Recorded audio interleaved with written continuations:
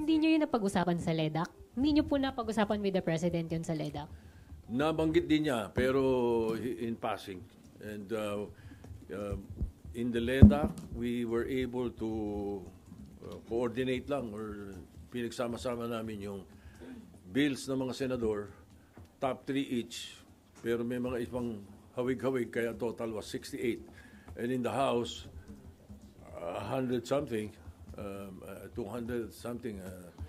And then, meron ang DepEd, yung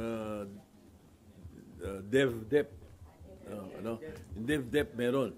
So pinagsama-sama namin yun.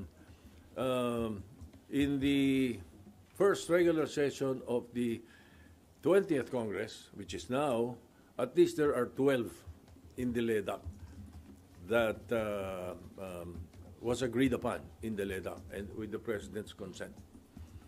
Sir, yung hindi po pag-certify as urgent nung budget, hindi naman siya makaka-affect or makaka-delay dun sa proseso?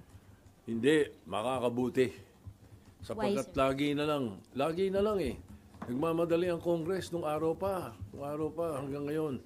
Pagdating nung aapurahin yung pagpapapasa on second reading, tapos hihingi ng certification sa Presidente para on the 3-day rule is removed. Papasa na rin on the same day. Tanong, nabasa nyo ba? Di ba? Tanongin mo yung mga congressman saka mga senador. Nabasa nyo ba pagkatapos ng second reading? Di ba? So maganda talaga na tama yan, na hindi approve on the same day.